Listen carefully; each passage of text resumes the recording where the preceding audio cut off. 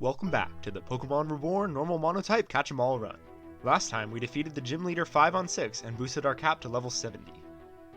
Before we can continue in the story, I did a bit of research to see what I've forgotten to do so far. First, I grabbed Lickitung and Porygon out of the PC. Lickitung evolved into Licky upon level up. Then I gave Porygon the upgrade and used the Link Stone on it to obtain Porygon 2. This brings the total up to 363.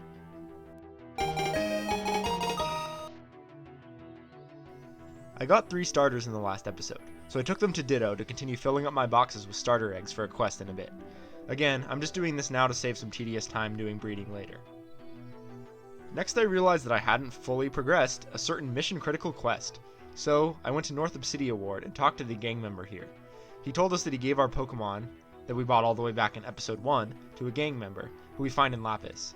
This guy sold it to the trader in 7th Street, so we go all the way back down to 7th Street to talk to him to buy it back. But before we can, it gets stolen by Corin Rouge. Again. It got stolen for maybe the 6th time now. Anyways, we'll finish dealing with this quest in a couple of episodes. In Opal Ward on a sunny day, I see the ice cream salesman again.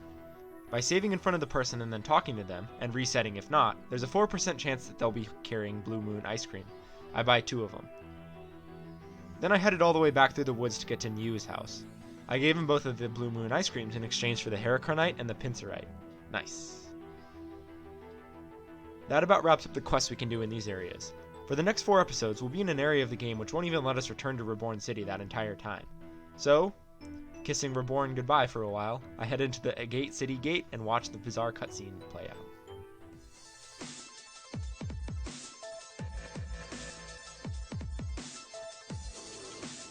Get to explore the Agate Circus. First, there's a clown in the building to the right who's looking for a shocking Pokemon immune to electricity. Who could this be other than Stunfisk? So, we trade ours to him for a Cantonian Vulpix. This trade brings the total up to 364.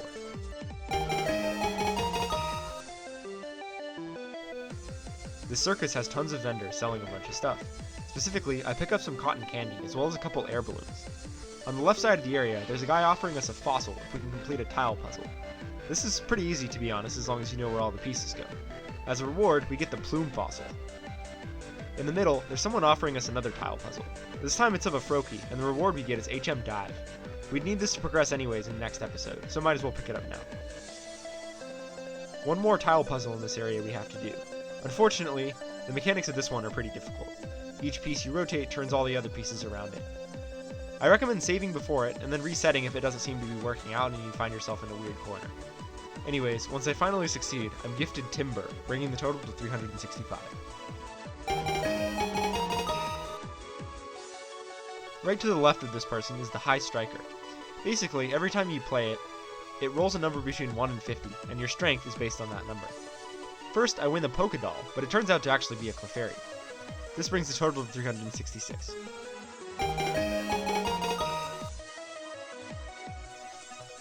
I play the High Striker a couple more times, and win a real Pokédoll, as well as the grand prize with a 1 in 50 chance, TM Swagger. In the elevator room on the left side, we talk to a little kid who wants cotton candy, then an air balloon, and then a Pokédoll that we got. We give him all of these things only to find out that he's been conning us the whole time, but luckily his mother gives us a department store sticker for the trouble. Of course we can't go there right now, so we'll see what's inside later. We take the elevator outside to Route 2, where there's some grass to run around in. In the morning, I catch Rockruff, Machoke, Rhyhorn, Rufflet, Hawlucha, and Boldore. During the daytime, I catch Rhydon, Absol, and Mienfoo. Finally, at night, I catch Vullaby. These catches bring our total up to 376, finally over half of the Pokemon in this game caught. There are a bunch of holes in this area. Talking to them will cause a Crustle to come out, so I catch one, bringing the total to 377.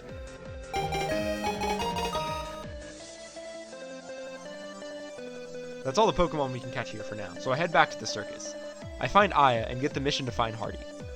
I buy the Powder Keg item that lets us manipulate Crustle on Route 2.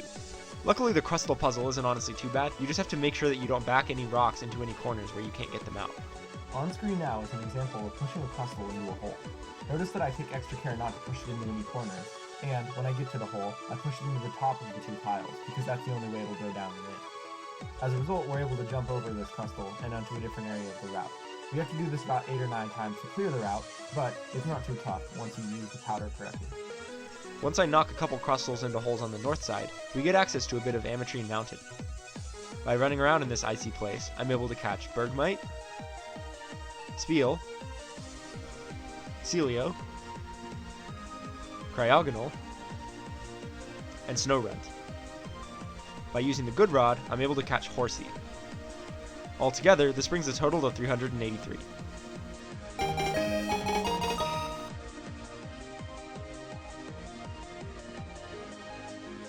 South of Route 2, we emerge into the Celestinian Cascade.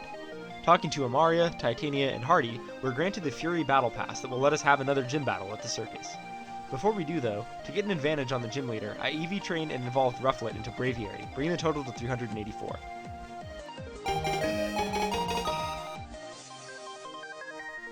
For what it's worth, you can't catch every single Pokemon in this version in the wild.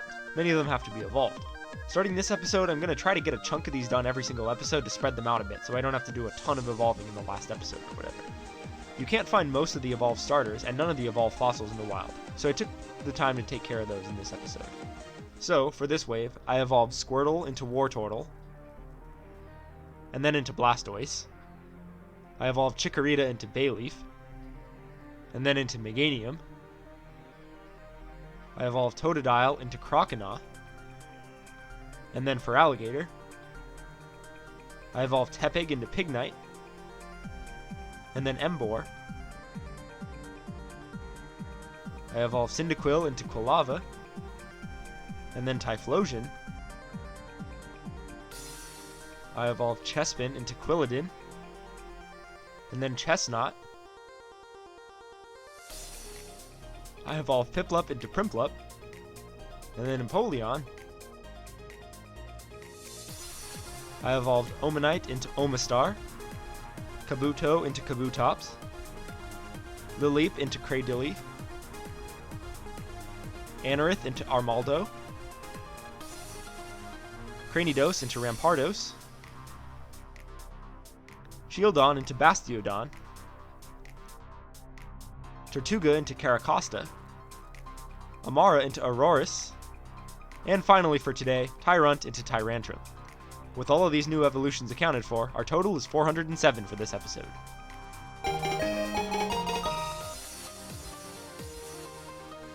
So that's pretty much it for now. It's gym battle time. Just our luck that there are 2 fighting type gym leaders in this game to counter our normal types. But luckily Samson is honestly a bit easier than Kiki for our team to overcome. We fight him on the high striker arena. Samson leads with his Hariyama. His Hariyama can be pretty tough because it's got an ability that boosts itself from the field, and also has a ton of fighting type moves that can be pretty devastating. That said, I started with Braviary and went with Brave Bird to knock it out right away. He then sent in Lucario, who actually rolled a weak attack and was not able to kill Braviary, so I was able to chunk it for a lot of damage. This was pretty nice because Lucario can be a threat, so the fact that I was able to chunk it so easily makes it a little bit easier for Pyroar to come in. Pyroar was able to kill it with Flamethrower, luckily with a burn that it got from that attack. Next out was Hawlucha. Hawlucha is probably the most threatening of the Pokemon on this team because it's so fast and pretty much with the field just manages to knock out almost all of my Pokemon. I sent in Staraptor to knock away its +1 attack from the field boost, and then I switched to Silvally to try to get Staraptor back out again so that I could do it one more time. Since I kind of figured that Hawlucha would be able to knock out every single one of my Pokemon in one shot as long as it wasn't at -1 attack or lower. My hypothesis was correct, as Staraptor was able to live its attack with 66 HP and then live its own Brave Bird with 1. Mienshao unfortunately was able to take it out the next turn. Then I sent in Chinchino. Tailsop was able to knock out Mienshao, and then Blaziken, each in one turn. Blaziken has Protect and should have been able to use that to get its speed boost going, but it chose not to for some reason. Anyways, then he sent out Conkeldurr. Unfortunately, his Conkeldurr took out Chinchino, so only Diggersby was left. The field effect basically gives a random number to any high striker moves you use on the field. This basically includes stuff like Strength, Force Palm, Earthquake, and so on. The ability Huge Power actually guarantees you a positive boost. So, thanks to Diggersby having both of those things, Diggersby was able to one-shot Conkeldurr on a heal, finishing up the battle. That's the last gym fight we have to do against a fighting type gym leader. So we get the Fury Badge and TM for Brick Break and make our way out. Thanks for watching today's episode. We're now halfway done with Reborn, so I'll try to keep this series moving so we can finally reach the end. Like the video, tell me what you liked and disliked in the comments, and I'll catch you next time. Bye.